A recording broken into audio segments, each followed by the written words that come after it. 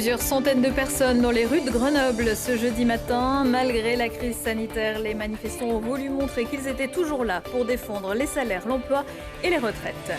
Depuis le confinement, les livraisons de colis ont véritablement explosé. Depuis près d'un an, la plateforme Colissimo de la Poste à la Buissière près de Pontcharrat gère les colis pour l'Isère et les Deux-Savoies. Et puis, c'est une figure dans le monde du street art, mais il crée également des œuvres sur toile, spécialiste du graphuturisme. L'artiste américain Augustine Coffey a les honneurs du centre d'art Space Junk. Bonsoir à tous, bienvenue dans ce JT du jeudi 17 septembre 2020. Toutes les heures à partir de 18h, l'essentiel de l'actualité du Grand Grenoble en moins de 10 minutes. Après les gilets jaunes samedi, plusieurs syndicats avaient appelé à une journée de mobilisation ce jeudi contre le plan de relance du gouvernement. Un plan jugé avantageux seulement pour les patrons. À Grenoble, le cortège a réuni environ 1500 personnes de la place de la Gare à l'anneau de vitesse. Après des mois de silence liés à la crise du coronavirus, les syndicats et les autres veulent se faire entendre. Je suis là parce que contre la casse de l'industrie, la casse des retraites, la casse de la dignité. Ma fille, elle est licenciée après 31 ans de boîte chez Conforama.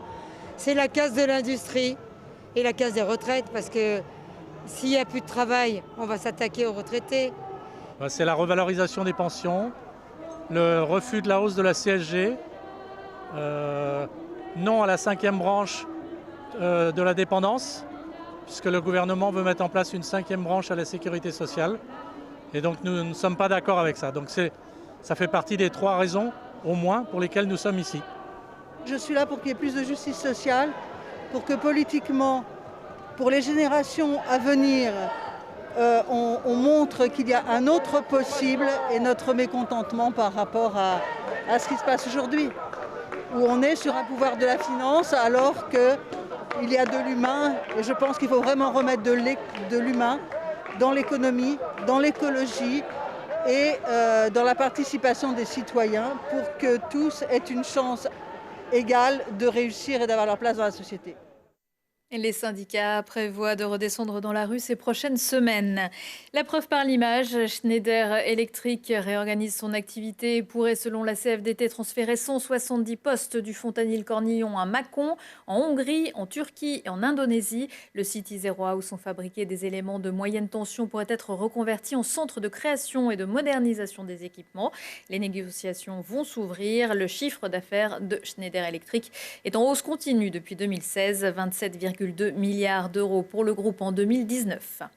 Le Tour de France passé par le Grésivaudan mercredi, mais depuis octobre 2019, c'est le maillot jaune de Colissimo qui fait briller la vallée. Un gigantesque entrepôt a été construit près de Pontcharrat. Regardez bien le reportage de Lilian Veillé, il y a peut-être le paquet que vous attendez tant. À qui sont donc ces colis? On ne peut pas vous le dire, mais ce qu'on sait, c'est qu'il y en a beaucoup. 22 millions, c'est effectivement le nombre de colis qu'il y a sur cette usine au sein des Alpes, au sein de cette belle région. Située au cœur des Alpes, cela fait maintenant près d'1 an que la plateforme Colissimo de la Buissière a été créée.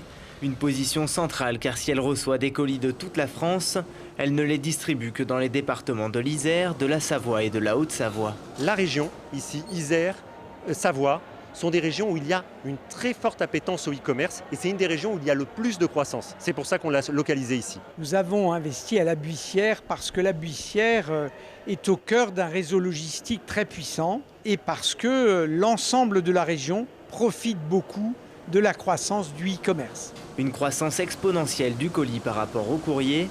À la Buissière, depuis la fin du confinement, l'activité a augmenté de 25%. Avec une moyenne de 100 000 colis par jour, la Poste ambitionne même de passer à 130 000 colis pour atteindre les 33 millions de colis par an en 2021.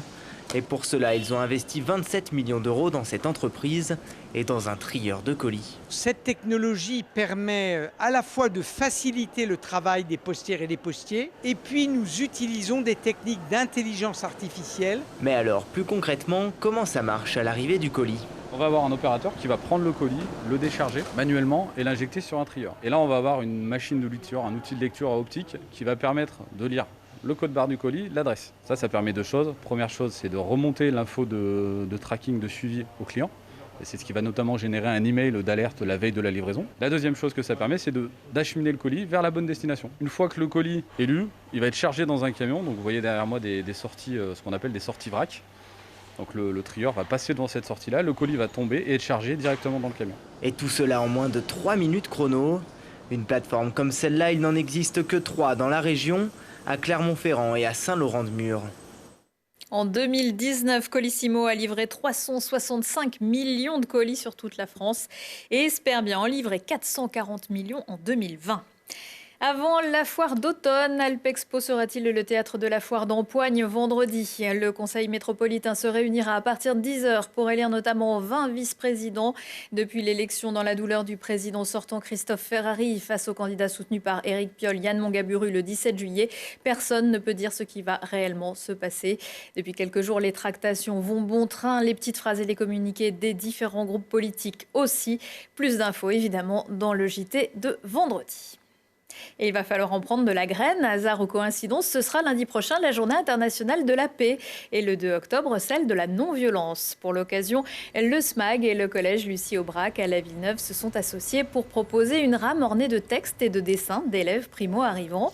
Leur mot d'ordre, agir pour le climat, agir pour la paix. Ce jeudi matin, l'heure était au point presse pour présenter ce tram qui circule depuis un peu moins d'une semaine. Le syndicat des mobilités ne fait que mettre à disposition, modestement, un tramway, de façon à ce que leur message puisse être entendu par notre communauté d'adultes. Leur message cette année, c'est que le bouleversement climatique vient interpeller nos conditions de vie, nos conditions d'humanité, nos conditions de dignité.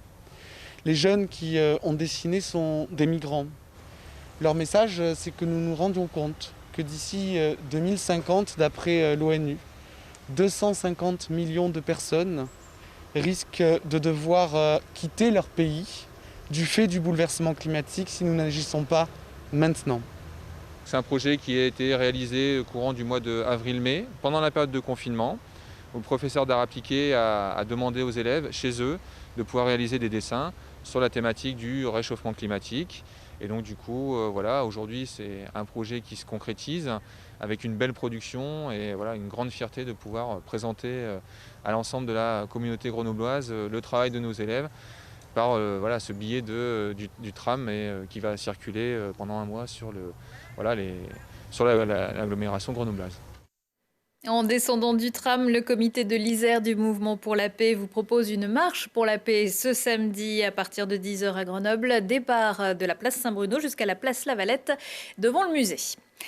Pour admirer des œuvres d'art, vous pouvez également vous rendre rue Génissieux au centre d'art Space Junk qui accueille depuis quelques jours une rétrospective consacrée à Augustine Coffey, un artiste de Los Angeles. Un événement qui s'inscrit dans la deuxième partie de l'édition Résilience du Grenoble Street Art Fest.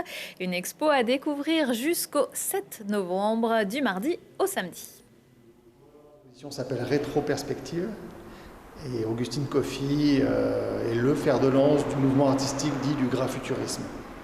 Le graffuturisme, c'est la contraction de graffiti et de futurisme. Le graffiti va s'associer un petit peu avec cette idée de mouvement, de futur. Ça donne des œuvres abstraites, comme on le voit avec Augustine Coffey. Augustine Coffey, c'est un artiste de Los Angeles. C'est un homme, c'est un grand black qu'on a fait venir 2 fois déjà dans le cadre du festival de street art. Ça prête à confusion avec son nom d'artiste Augustine. Et Coffey, c'est son nom d'artiste, de graffiti. Et dans son travail, en fait, on va souvent retrouver la décomposition des lettres K-O-F-I-E. Et donc c'est un artiste qui est très légitime sur la scène du graffiti et qui aujourd'hui est présenté dans tous les pays du monde au niveau du street art. En venant visiter l'exposition à Space Junk, vous allez voir déjà une belle série d'œuvres qui datent de 2017 à 2019. Des œuvres qui sont des collages sur bois ou alors de l'acrylique sur toile, où on va trouver beaucoup de choses qui vont s'apparenter à des plans d'architecture, mais un peu futuristes. Et en tout cas, où la notion de vitesse est présente dans les œuvres. On a l'impression qu'il y a du mouvement dans les œuvres. Un certain nombre de ces œuvres ornent également les murs de la métropole, comme vous allez le voir sur le campus de l'UGA. Parmi les événements à venir, la Street Art Run samedi matin. Et Grenoble n'est plus dans le top 5 des villes étudiantes. La capitale des Alpes perd une place dans le dernier classement de l'étudiant et glisse à la 6e place. Ses points forts, la formation et l'attractivité, où Grenoble prend la 3e et 4e place. Peut mieux faire en revanche côté emploi, vie étudiante et cadre de vie, où elle est classée 9e. Après José Garcia, c'est Michel Larocque qui présidera le prochain festival du film de comédie de l'Alpe d'Huez. Il aura lieu du 19 au 24 janvier. En 2020, Michel Larocque était venue présenter son 2e film en tant que réalisatrice, Chacun chez soi, avec Stéphane de Grotte, qui doit sortir en salle en mars 2021. Et c'est en 2016 qu'elle découvre l'événement pour la première fois en tant que spectatrice. On attend encore la composition du jury et la liste des films en compétition. Le Tour de France reviendra peut-être à l'Alpe d'Huez en 2021, mais la grande boucle en Isère, c'est fini pour cette année. Il est temps de tourner la page jaune et vous allez voir grâce à l'agenda préparé par Lilian Veillé que les rendez-vous sportifs ne vont pas manquer ce week-end. Un grand fan de la petite reine, il a quand même glissé quelques deux roues. Vendredi 18 septembre à 19h, le FCG tentera de rebondir au Stade des Alpes pour la 3e journée de Pro D2 après sa défaite à Aurillac la semaine dernière. De vendredi à dimanche, c'est la 8e édition de l'Euro Nordic Walk Vercors, le rassemblement européen de la marche nordique qui prend place à Villard-de-Lans. Plusieurs marches sont au programme sur les 3 jours. Vendredi et samedi, ce sont aussi les championnats de Ligue Auvergne-Rhône-Alpes de ski nautique au Ski Nautique Club du Bois français. Et samedi, le GF38 revient à la maison au Stade des Alpes à 19h. Après son écrasante victoire contre Toulouse 5-3 et sa victoire à Chambly 2-1, les hommes de Philippe Inchberger essaieront d'enchaîner une 3e victoire d'affilée, cette fois contre l'AC Ajaccio. Et pour lancer sa saison, le Grenoble Saint-Martin des handball reçoit Saint-Priest samedi à 20h30.